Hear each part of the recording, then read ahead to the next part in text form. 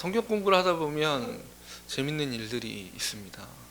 이제 그럼 또 여러분 또 담임 목사님과 함께 성경 공부를 앞두고 계신 분들이 많이 이 자리에 계신 줄 압니다.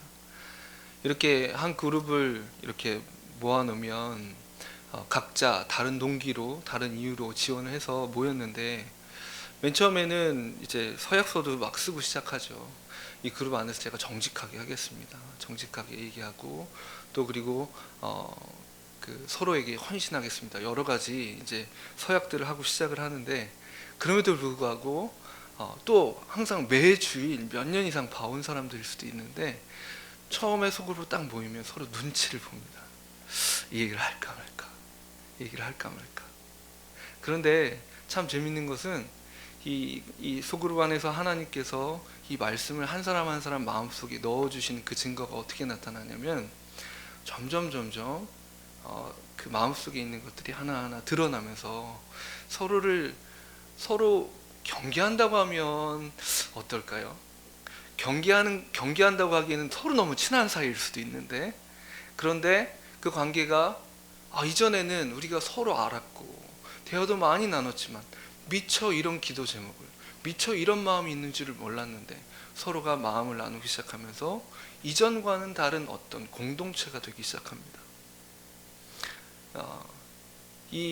여러분, 오늘 말씀 맨 처음에도 태초부터 있는 생명의 말씀에 관하여는 이렇게 나오는데, 최근에 저의 설교를 몇 번 이렇게 주의 깊게 보신 분들은 제가 이 태초에 꽂혀 있다는 거를 이른바 이렇게 막 그게 너무 좋아서, 창세기 1장이 계속 너무 좋아서 헤어나오지를 못하고 있는데요.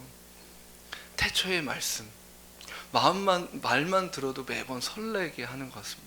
그런데 우리가 태초부터 이 창조의 말씀이 말씀하실 때 새로운 모든 일들이, 제가 한 번은 나니아 연대기에 나오는 그런 묘사들에 대해서도 생생하게 이렇게 피어오른 생명들에 대해서도 말씀드린 적이 있고요.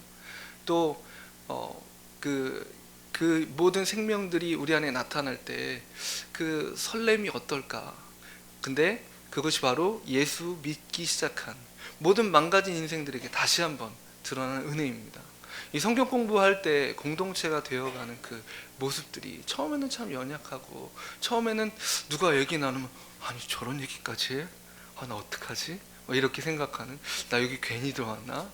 이렇게 생각할 수도 있지만, 하나님께서 각 사람의 사연들을, 삶에 쌓아놓은 문제들을 이렇게 이때를 위해서 아껴두셨다가, 때로는 성경 공부 시작할 때 이렇게 얘기하는 경우도 있었습니다. 여러분, 더 기도합시다.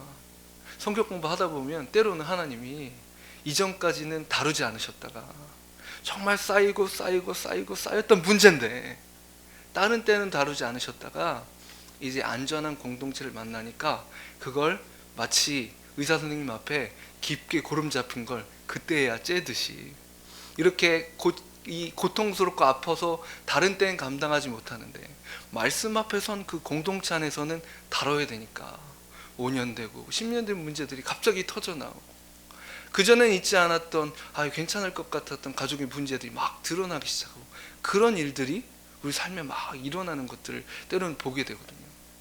하나님의 말씀이 일하실 때 이렇게 모든 망가졌던 것들이 다시 회복되기 시작합니다. 아담이 맨 처음에 망가졌을 때 나무 뒤에 가서 숨었잖아요. 왜 숨었냐 물어보시니까, 아담아 네가 어디 있느냐, 제가 죄를 범해서 부끄러워서 숨었습니다. 그 모든 부끄러움과 그 두려움 속에 끊임없이 자기를 감추려 하고 가리려 하는 것이 우리의 본능인데, 하나님의 말씀이 선포되는 그 모든 것 가운데 정말 하나님의 말씀은 그저 그 헛되이 돌아오지 않아서, 비가 내리고 나면 어느샌가 저 뒤에 밭 보시면 아시잖아요. 제가 재작년에 한번 농사 지려다가 포기한 거 아시죠?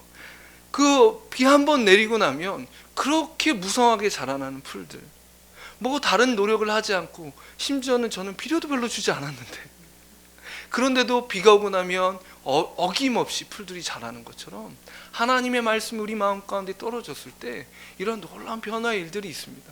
그래서 모든 타락했던 것들이, 아담이 경험했던 이 두려움과 이 부끄러움들이 하나님께서 다시 그에게 말씀하실 때, 그 말씀은 오늘 나온 것처럼 생명의 말씀, 태초부터 있는 생명의 말씀은 바로 예수 그리스도십니다. 예수 그리스도께서 우리 가운데 말씀하시기 시작할 때, 말씀이신 예수 그리스도가 우리 심령 가운데 찾아오시기 시작할 때, 우리 마음속에 있는 그 두려움을 이겨내고 그 부끄러움을 이겨내고 우리 자신을 빛 가운데 드러내는 일들이 있습니다. 그리고 그 일들이 하나하나 매주 일어날 때 한 성격 공부 그룹 그 공동체가 정말 그 안에 내가 이게 부끄러워서 그전에는 말하지 못했던 하나님의 말씀이 아니면 그 은혜가 아니면 내가 어떻게 이걸 드러낼 수 있을까 싶은 그 모든 것들이 하나하나 베일을 벗고 드러날 때, 맨 처음에는 얘기해놓고 너무 부끄러워서 괜히 얘기했나 보다 싶은데, 그런데 그 한 주간에 그 드러낸 부분을 통해서 하나님께서 내 삶을 또 만져주시고 그때 주신 그 말씀을 통해 내 삶을 치유하고 회복시켜 나가시는 그 모습을 볼 때 그렇구나, 태초부터 계셨던 그 생명의 말씀이 내게 찾아오셔서 일하시니까 날마다 새로워지는 그 은혜가 있는 것입니다. 여러분, 그런데 이 날마다 우리를 새롭게 하시는 태초부터 계셨던 이 생명의 말씀, 사도 요한은 얘기합니다. 그 생명의 말씀이 우리가 들은 바요, 눈으로 본 바요, 자세히 보고 우리의 손으로 만진 바라 라고 말합니다. 왜 이렇게 얘기할까요? 왜냐하면 요한일서의 배경 중에 하나는 이 영지주의라는 배경이 있습니다. 초기에 이단 중에 영지주의가 있었어요. 그 영지주의 이단들은 어떤 이단들이었냐면 예수님의 인성을 부인했습니다. 그리스도의 인성을 부인했습니다. 그리스도께서 신이시라는 사실은 인정했어요. 하지만 그리스도께서 어떻게 천한 인간의 옷을 입고 오실 수 있느냐, 그래서 그리스도와 예수를 구분합니다.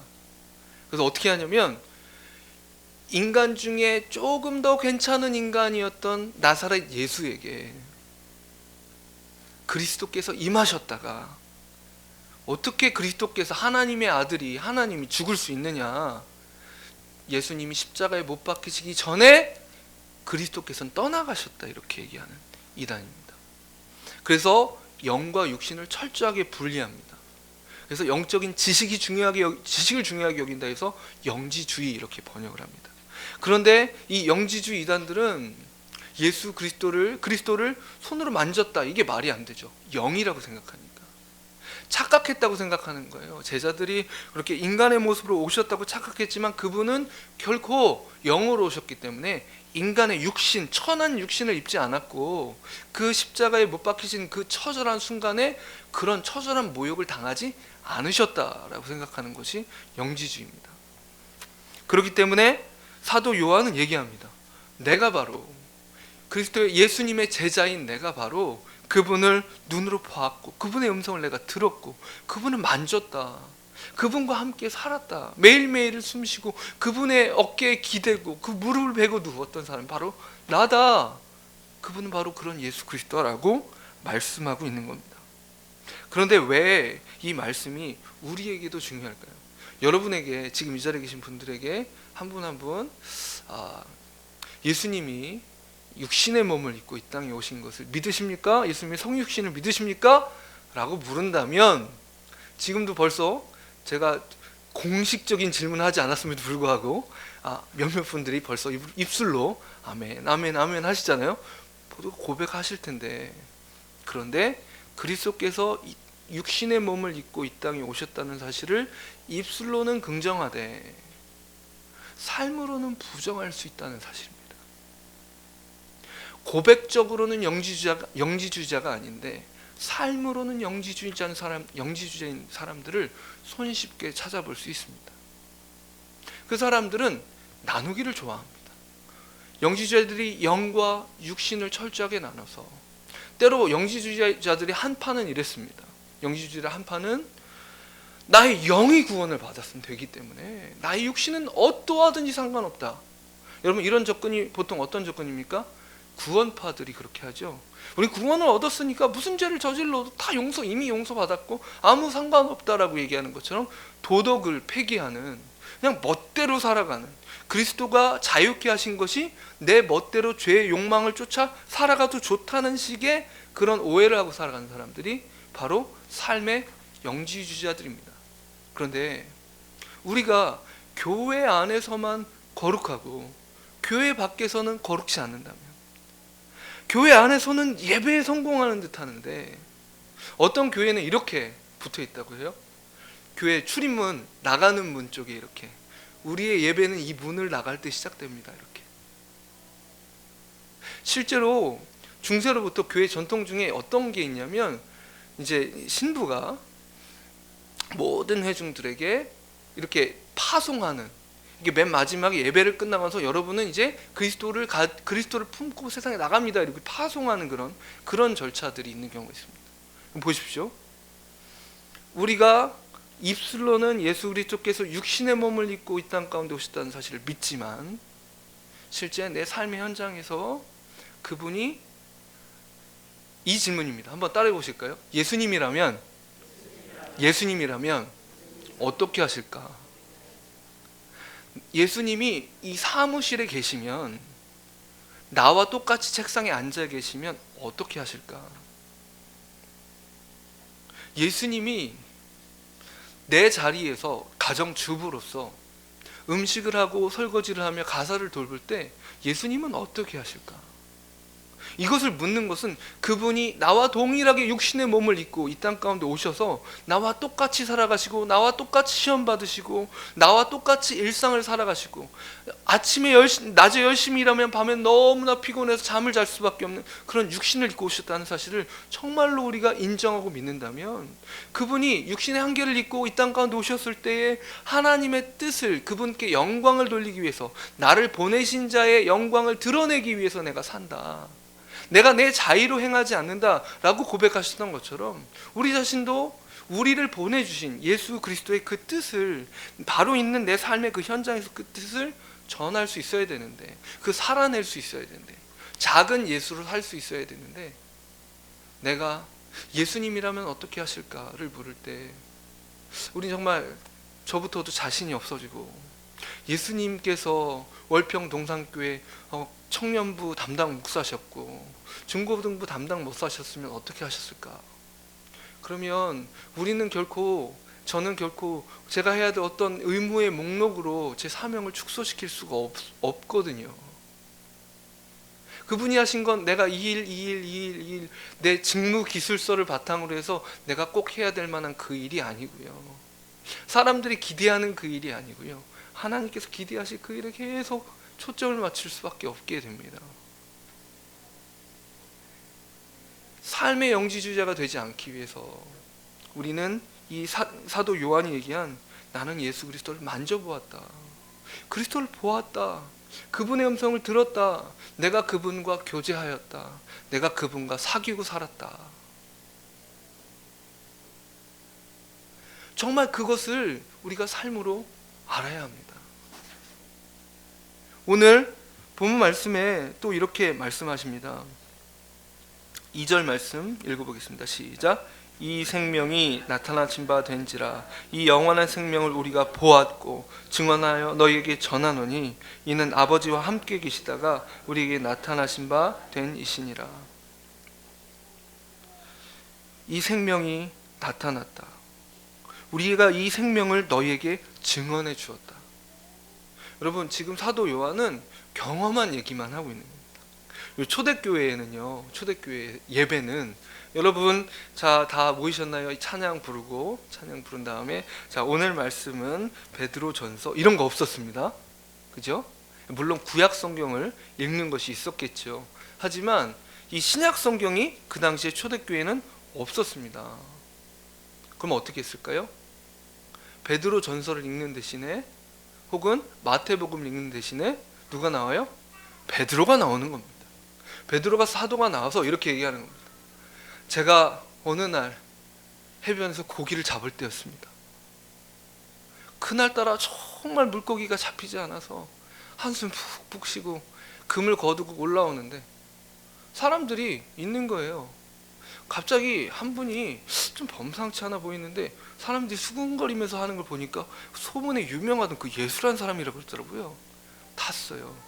그리고 제 배를 설교 단상처럼 사용하더라고요. 어쩔 수 없이 제가 배를 띄워서 그 요구를 들어드렸죠. 이렇게 시작하는 이 간증을 한 겁니다.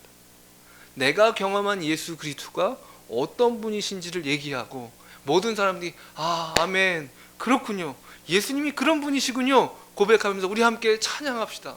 우리 함께 그 예수 그리스도께서 오늘도 살아계시고 오늘도 성령 하나님 우리와 함께 하시는 그분이 어떻게 우리의 삶에 역사하시는지 우리 또 누구 나눠볼까요?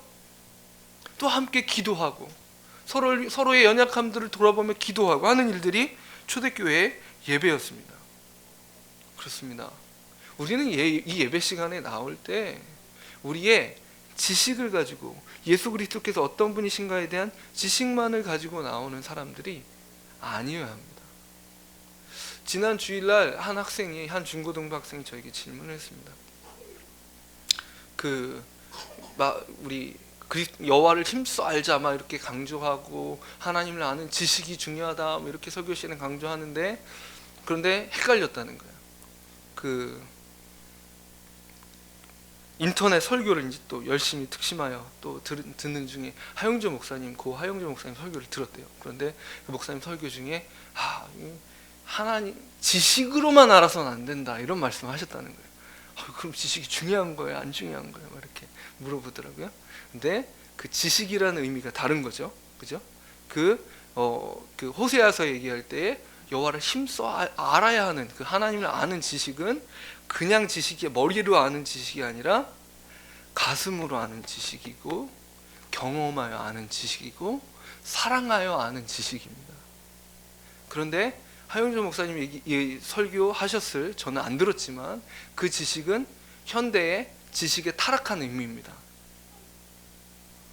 무슨 자격증을 따도 어떤 학과를 졸업해도 그 분야에 가서 직접 일할 수 없는, 직접적이지 않는 죽은 지식. 요리학과를 나왔는데 요리가 맛이 없는 지식. 그런 지식으로는 머릿속에 레시피 갖고는 안 됩니다 라고 말할 때, 그 지식, 교리를 아는 것만으로 충분하지 않습니다 라고 말할 때 하나님을 머리로만 알아서는 안 됩니다 라고 말하는 것이고, 이제 여호와를 힘써 알자라고 얘기할 때 그 지식은 조금 이전에 성경시대, 구약시대의 그 지식이 이 예전에 고대의 지식은 항상 스승 밑에서 배우지 않았습니까? 이렇게 우리 유행하던 그런 무협 영화 같은 데도 어떻습니까? 스승을 딱 찾아 올라가죠. 그러면 무술을 가르쳐 줍니까? 아닙니다.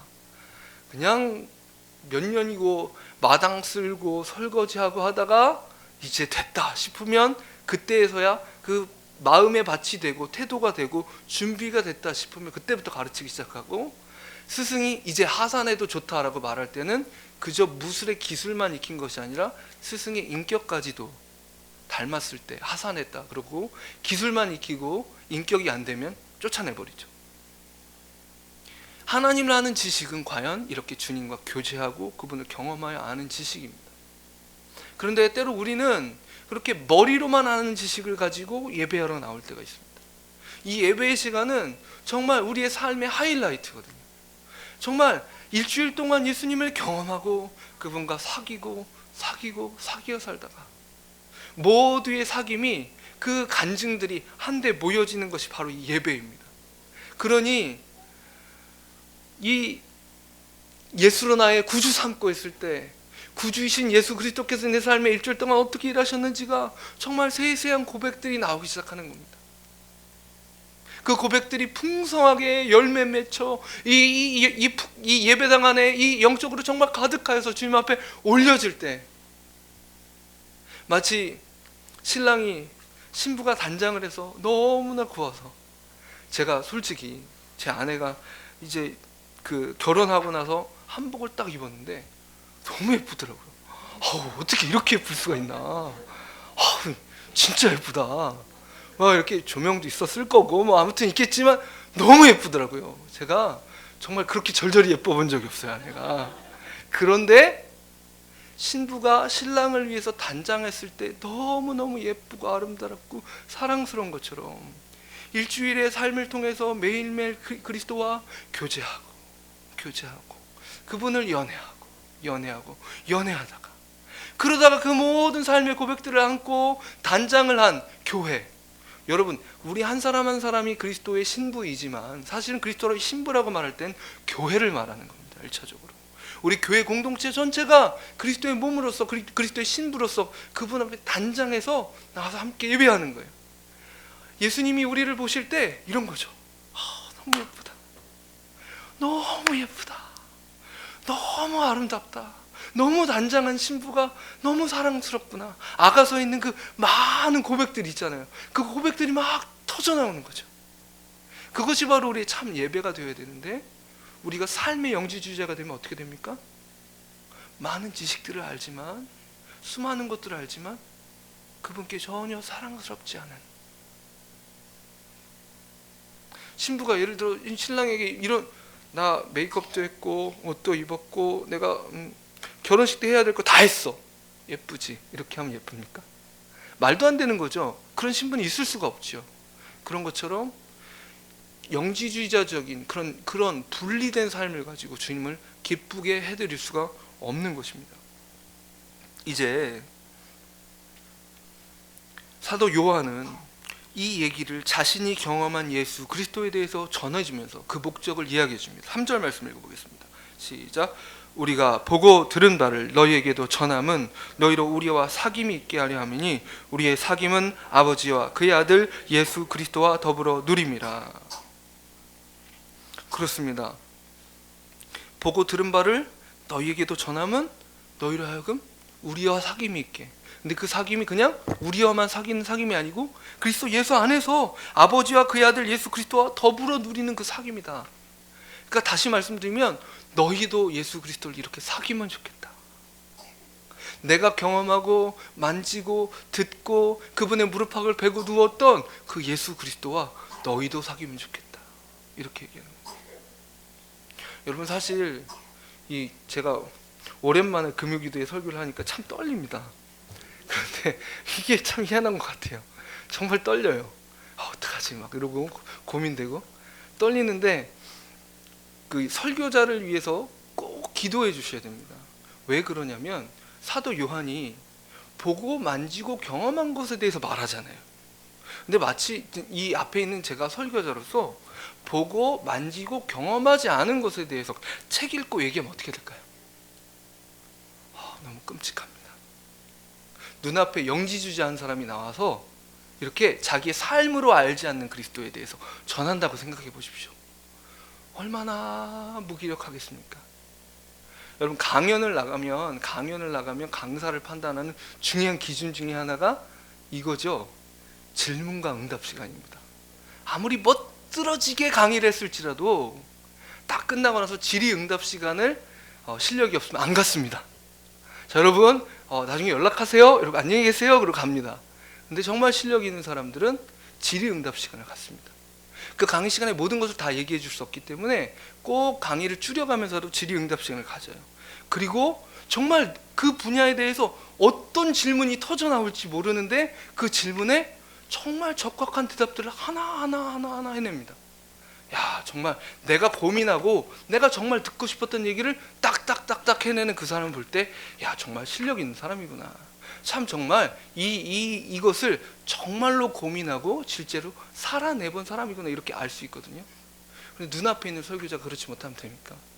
그렇지 않습니다. 설교자의 부르심 중에 하나는, 그렇게 부르실 때 하나님께서는 이렇게 하십니다. 그 한 사람을 다른 그리스도의 몸 안에 있는 다른 여러 지체들보다 더 깊이 예수 그리스도를 경험하게 하시는 일을 합니다. 더 깊이 알고 더 그분을 깊이 경험해서 그분을 아는 그것이 정말 내가 이것을 말하지 않으면 되지 않게, 말하지 않고선 견딜 수 없게 그를 은혜 속에 푹 담그십니다. 그런데 그게 연약한 인생이 꼭 주님의 의도대로 항상 그럴 수 없기 때문에 여러분 꼭 기도해 주셔야 됩니다. 예배의 시간이 되기 위해서, 참으로 말씀이 전해지는 이 생명의 말씀, 태초부터 있던 생명의 말씀에 관하여 전하는 이 시간이 참된 예배가 되기 위해서 설교자가 먼저 예수 그리스도를 한 주간 깊이 경험해야 됩니다. 그분을 맛보아야 됩니다. 그분을 만져야 됩니다. 그분의 음성을 듣고 그분의 무릎팍을 베고 누워 있어야 됩니다. 그분의 품에 안겨서 일주일간을 보내야 됩니다. 그러지 않고서는 생명 있게 그 말씀이 영지주의자처럼 전해지지 않는 정말 살아있는 그 말씀이 전해질 수가 없습니다. 이제 사도 요한은 그것을 경험한 사람으로 그것을 전해주고 있습니다. 그리고 여러분을 초대하고 있습니다. 여러분 한 사람 한 사람도 머리로만 하는 것이 아니라 날마다 그분을 사귀어 알라고 말씀하십니다. 여러분, 이 한 주간도 예수 그리스도를 사귀어 알다가 오셨습니까? 혹여 이 질문 앞에 할 말이 없고 마음에 한숨이 쉬어지는 분이 계시다면 기도의 시간에 다른 기도 제목이 주어질지라도 그 제목보다 먼저 주님 참 죄송합니다. 내 안에 계신 성령님을 일주일 동안 근심하게 만드는 삶을 살았습니다. 성령께서 떠나가시지 않아요. 성령께서 이렇게 죄 속에 있고 막 그냥 죄를 밥 먹듯이 하고 막 죄의 시궁창에 가서 다시 굴르고 있는 우리 자신을 더럽다고 떠나지 않으세요. 하지만 우리 안에서 그분이 탄식하십니다. 그분이 근심하십니다. 그분이 근심하시는 삶은 그리스도와의 교제 가운데 있는 삶이 아닙니다. 계속 나오는 것처럼 그리스도는 빛이십니다. 생명의 빛이셔서 그분이 비춰지면, 그분의 빛이 비춰지면 모든 어둠이 떠나갑니다. 어둠이 드러납니다. 우리 안에 있는 죄악들이 낱낱이 드러나기 시작합니다. 우리 안에 있는 깨어진 관계들이 빛이 비춰집니다. 그리고 그분의 사랑이 부어집니다. 그리고 그 모든 깨어진 것들이 새로 그분의 사랑 안에서 치유되고 회복되기 시작합니다. 그런데 예수 그리스도를 경험하지 않은 사람들의 삶은 우리 마음속에 있는 그 부끄러움들이 속속들이 그냥 깊이 숨겨져 있어서 나를 열어낼 수 없어요. 누구한테 내 얘기를 깊이 할 수 없어요. 그러니 어떻습니까? 외로워지기 시작합니다. 누구도 내 마음을 깊이 이해할 수 없어요. 내가 열어줄 수 없으니까. 아담을 부르셨을 때 아담아 네가 어디 있느냐 물으셨을 때 내가 부끄러워 숨었습니다 얘기하는 것처럼 공동체로부터 내 진심을 숨깁니다. 여러분, 공동체가 아닌 구역 모임 얼마나 지루할 수 있고 따분할 수 있습니까? 오늘도 여길 가야 되나 말아야 되나? 내 마음의 진심을 말할 수 없기 때문에 무엇을 말합니까? 다른 많은 유행하는 얘기도 합니다. 뭐 먹으면 건강에 좋다더라. 누가 뭘 잘못했는데 그 사람 좀 마음에 안 들지 않냐? 다른 사람의 험담을 합니다. 뭔가 자신의 진심을 나누고 공동체로 자신의 연약함을 고백하고 서로를 위해서 기도해야 될 그 시간에 내 얘기가 아닌 남 얘기, 엉뚱하게 이야기를 돌리기 시작합니다. 그런 진심이 오가지 않는 시간 얼마나 재미없어요. 그러니까 의무감으로 나가다가 그리고 중직이면 내가 그래도 중직인데 의무감으로라도 나가야지 이럴지 모르지만 그 정도가 아니면 어떻게 돼 있습니까? 네, 거기 나갈 필요 없어. 그거 나가서 뭐해? 이렇게 마음이 들 수밖에 없습니다.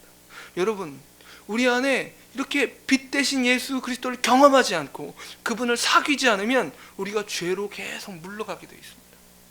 우리가 계속 핑계대게 되어 있습니다. 그러다 보면 어떻게 돼요? 그리스도와 사귐이 없으니까 누군가한테 상처 줘도 내가 용서할 수 없어요. 내 죄를 고백하고 용서받은, 정말 어제도 용서받고 오늘도 용서받은 사람은 누가 나한테 실수하고 이렇게 어려움을 당하게 해도 내가 정말 나도 별거 다 할 거 없는 사람인데 정말 죄 지은 저 사람의 마음을 내가 아는데 그래 용서해 주자. 십자가 앞에 나아가면서 그 사람을 용서해 줄 수 있는 은혜가 부어집니다. 그 사람이 잘나서가 아니고 그리스도와의 사귐이 있기 때문에 그 은혜가 부어지는 겁니다. 나는 포도나무여 너희는 가지라. 그가 내 안에 내가 그 안에 거하면 사람이 열매를 많이 맺나니 나를 떠나서 너희가 아무것도 할 수 없음이라 말씀하신 것처럼 우리가 용서도 마찬가지입니다. 예수 그리스도 그 가지로 우리가 그 줄기에 붙어 있으면, 그 나무에 붙어 있으면 용서할 수 있는 은혜가 우리에게 공급됩니다. 용서가 되는데 어떻게 해요? 선교를 할 때 제가 청년 시절에 한 자매가 자매가 시골 출신이라 농촌 선교를 가면 밭일을 그렇게 잘했어요. 그런데 남들이 밭을 매면 이렇게 2배, 3배 빨리 갑니다. 그렇게 일을 하고도 주일학교 사역을 너무 잘해요. 그러면서 그 자매가 하루는 농촌 선교를 하던 그 한 날은 너무나 막 덥고 힘든 날인데 다른 지체들 막 지치기도 하고 그랬는데 막 사실은 좀 덩치도 장정 같아요. 그런데 이렇게 얘기하는 거예요. 이놈의 몸은 지치지도 않아. 왜 그럴까요? 하나님이 주시는 은혜가 있으니까. 은혜가 있으니까. 지쳤다가도 아이들 보면 사랑이 솟아나니까, 주고 싶으니까, 이게 지쳐지지가 않는 거예요. 새 힘을 계속 주시는 거예요. 여러분, 그것이 그리스도께 공급받는 삶인데, 그리스도와의 사귐이 멀어지고 끊어지면 어떻습니까? 용서도 안 되고, 일도 의무고, 자, 이걸 해야 되는지 말아야 되는지, 오늘 새벽에 눈은 떠졌는데 이게 가야 될지 말아야 될지, 나 오늘 좀 피곤한데 금요 기도회일 때 와야 될지 말아야 될지, 내가 할 일이 이렇게 쌓였는데 뭐 했는데 수많은 것들이 있는데, 여러분, 은혜가 풍성할 때 어떻게 됩니까? 주님과의 사귐이 있으면 어떻게 됩니까? 몰라 나 일단 교회 갈 거야. 해보신 적 있으세요? 막 쌓여 있어요. 집안일도 쌓여 있고, 막 사무실 일이 쌓여 있어. 나 모르겠고, 나 기도하고 와야 되겠어. 왜 그렇습니까? 그리스도와의 사귐이 있으니까, 그분의 공급해 주심이 있으니까. 사도 요한은 지금 저와 여러분을 초대하고 있습니다. 내가 만져봤습니다. 그분의 손길을 내가 만져봤어요. 그분의 그 다정한 목소리를 내가 들었어요. 사도 요한이 계속 얘기하잖아요. 그의 사랑하시는 제자. 얼마나 그 받은 사랑이 구구절절이 그냥 막 가슴속에 깊이 새겨져 있으면, 자기를 소개할 때 매번 복음서에, 요한복음에 그가 사랑하시던 제자, 마치 예수님이 요한만 편애하신 것 같처럼, 그죠? 그런데 그분의 사랑을 깊이 맘하니까 이제 착각하는 거죠. 물론 이제 그렇게 착각만 하진 않았겠지만, 그냥 이런 마음이죠. 주님은 나만 사랑하시나 봐. 나를 위해서 어떻게 이렇게 세밀하셔. 나한테만 관심 가지시고 정말 눈길을 떼지 않고 나만 바라보시는구나. 물론 그렇죠. 나도 그렇게 사랑하시고 내 옆에 있는 또 다른 지체도 그렇게 사랑하시죠. 그렇게 연애하시죠. 어거스틴이 얘기했습니다. 이 땅에 나 한 사람만 있어도 예수님은 십자가에 못 박히셨을 거라고. 이 땅에 아무도 없고 나 혼자만 있어도 나를 살리려고 예수님은 십자가에 달리셨을 거라고. 여러분, 이 사귐 가운데로 초대하고 있습니다. 여러분, 다시 한번 여러분에게 질문하겠습니다. 여러분, 혹시 여러분, 제가 질문했던 것처럼 삶의 영지주의를 혹시 살고 계시진 않습니까? 고백은 오르나 그 삶으로 그리스도의 사귐이 생생치 않은, 날마다 그분께 공급받지 않는, 머리로만 삶으로 경험되지 않는 예수 그리스도, 정말 다람쥐 쳇바퀴 돌리듯 율법주의적인 신앙생활을 할 수밖에 없는 그 한계 속에 머물러 계신 분 계시지 않습니까? 주님께서 사도 요한의 말을 입을 빌려 지금 초대하고 계십니다. 나랑 사귀자. 지금 이 금요 기도의 시간에 기도하기 전에 예수님께서 나랑 사귀자 이렇게 얘기하시는 겁니다. 그분의 초대 앞에, 그분의 프로포즈 앞에 다시 한번 반응하고 다시 한번 회복하는 이 저녁 되시기를 소원합니다. 기도하시겠습니다. 우리 합심의